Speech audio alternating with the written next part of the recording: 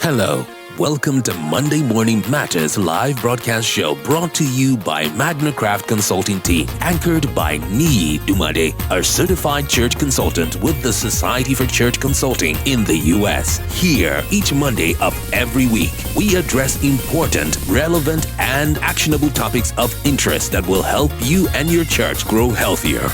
And now, meet your host, Niyi Dunmade.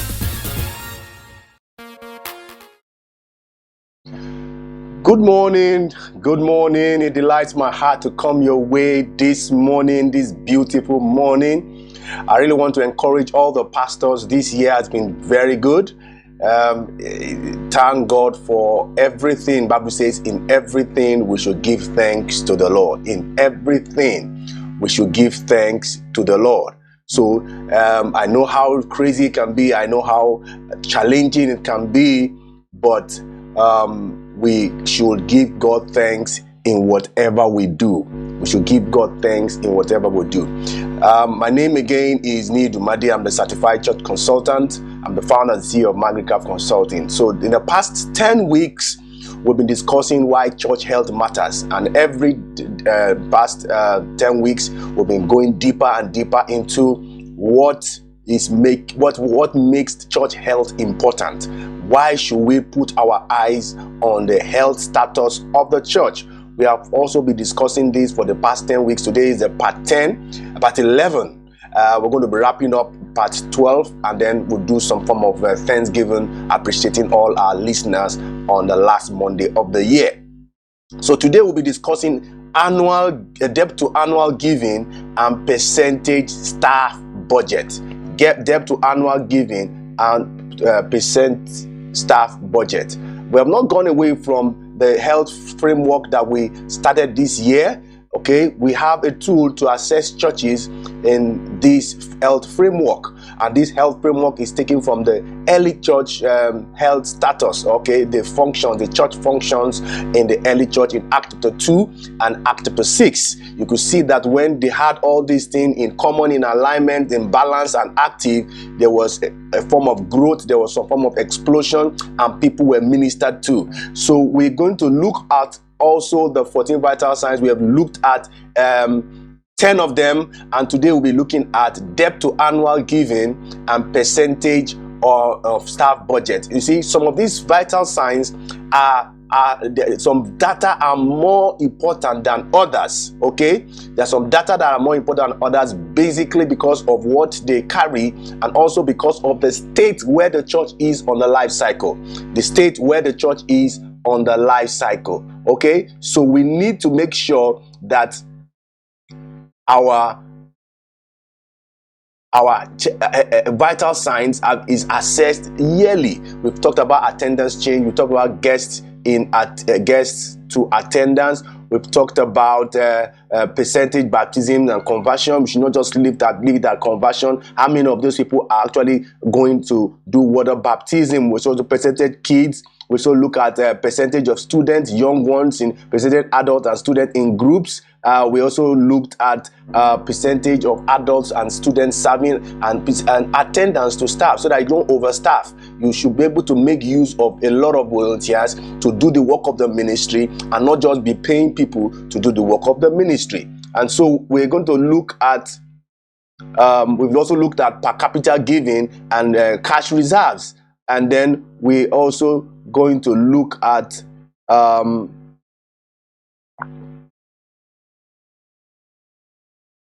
debt to annual giving and percentage budget spent on staff. And the formulas are on the screen. Total budget for debt to annual giving, total debt divided by general funds budget. All the income you're using to fund your budget, you find the total amount incurred in debt and divide it, that tells you a kind of figure that you can know whether you are actually in a critical stage or a place of caution, a place that is manageable, or something that is very strong. That means that you can actually pay up your debt with very ease. I want to say quickly that if you can do without debt, fine, but there's sometimes that you just need to you have some debt to be able to do some meaningful ministry. But that should be in the purview of what you can manage and what you can actually handle. Then percentage budget spent on staff. We can see the formula there, that staff budget divided by general funds budget. General funds budget. General funds budget.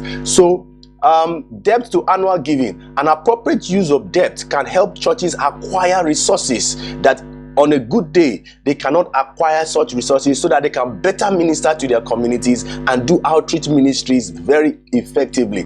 Failing to trap the borrowing set up a church for a church for financial struggle. So if you keep borrowing and borrowing, there's a level at which you're going to reach that you're going to have some financial struggles. Okay, because true about it is that the church has some stream of income that comes in weekly or per service. We also need to understand that as it comes, we should be able to manage it, that we are taking the chunk of funds that we can actually pay off at the end of the day.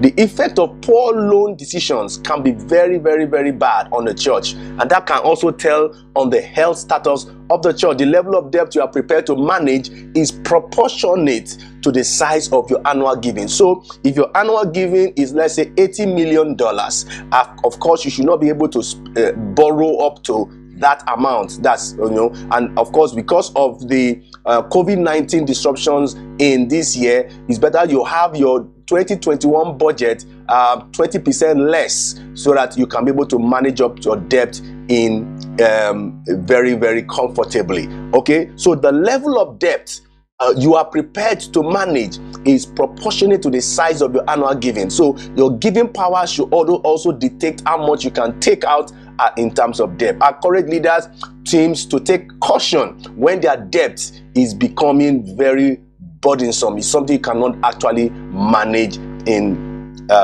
your church. The second one has to do with percentage staff budget. There's a time that the church is, of course, within 100, 150, I don't expect any church to go into staffing, okay, because there's a arithmetic to it, and I think I've said that in the course of all these series.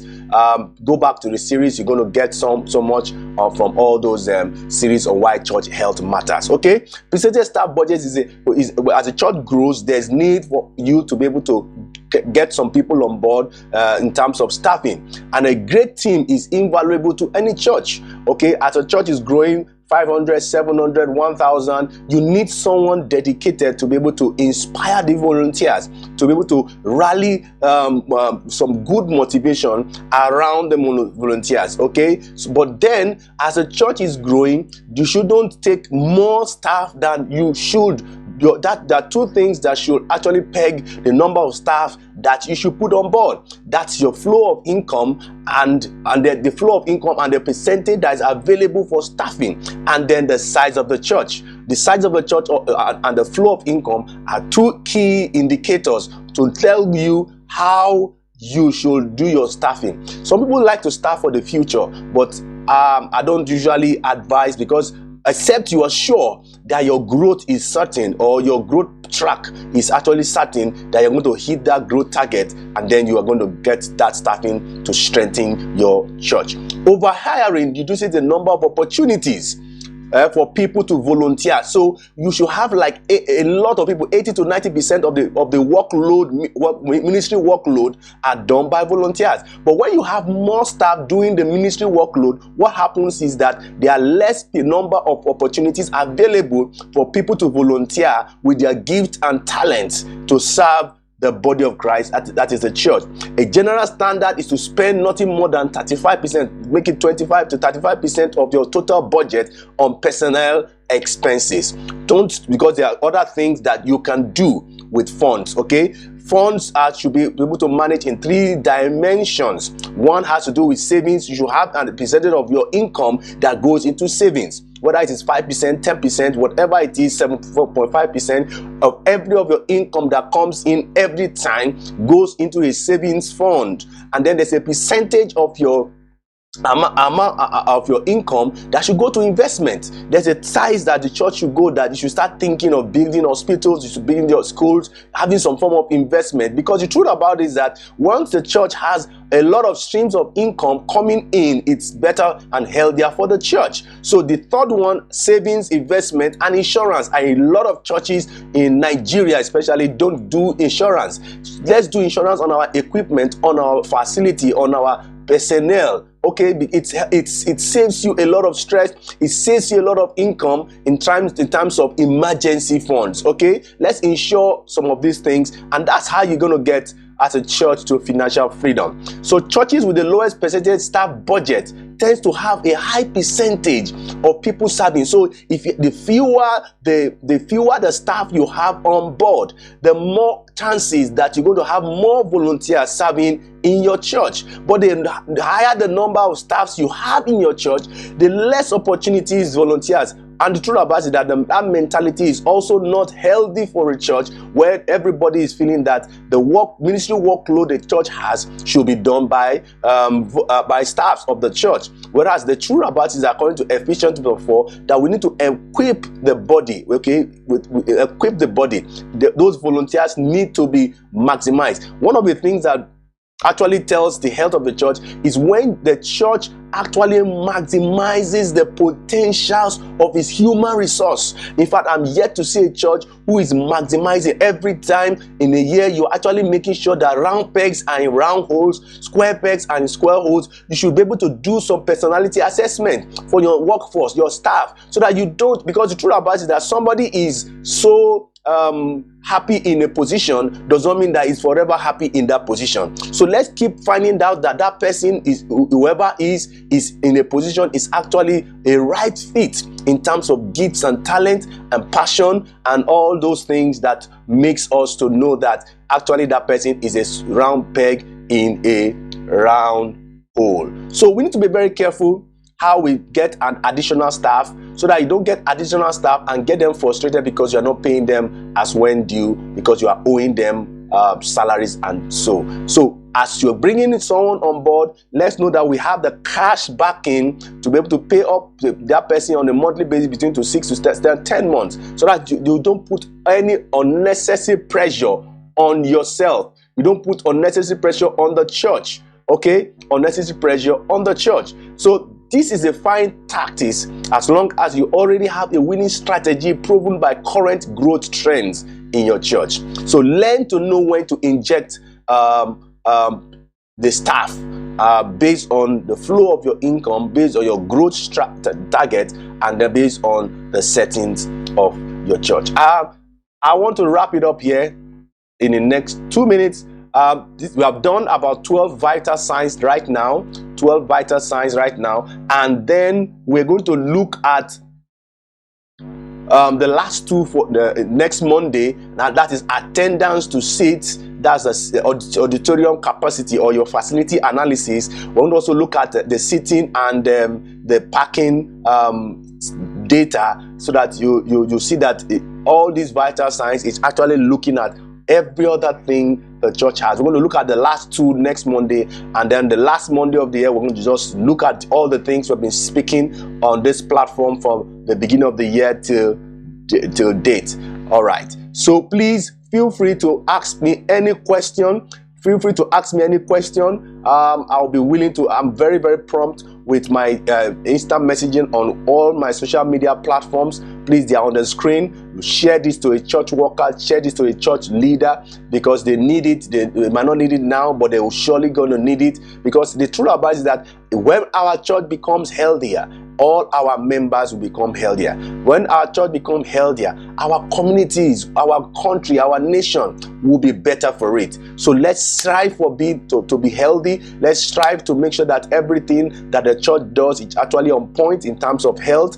And I know that God will be glorified. Because the truth about it is that God is not looking for a church that is with spots or with blemish or with all kinds of wrinkles. God is looking for a healthy church. God is looking for a bride that is actually spotless, without wrinkle, without all kinds of blemish. So please, let's see how we go down with all these things as we wrap up next Monday, the 2 vital signs that is remaining, and then we're going to wrap up the year. Thank you for allowing me to come to your space. Thank you for those who are actually following my I can see that some people are on my inside, watching me online. Thank you for those who are watching me from all over the world, from Zambia, from Afghanistan, UK, US, Zambia, South Africa, even in my country, from Kaduna, Ibadan, Port Harcourt. Thank you for all those that are listening, and I'm sure very well that you have gotten so much of content in this broadcast. Please like my page,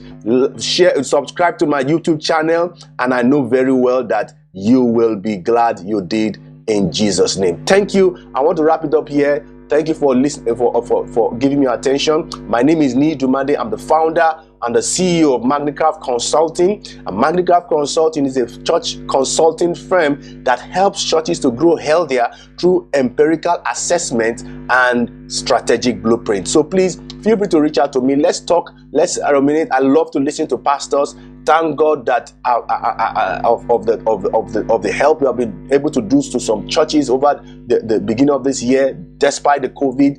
Thank you, and I know I will see you again next Monday. God bless you. I love you, and God will multiply His grace towards you. Thank you.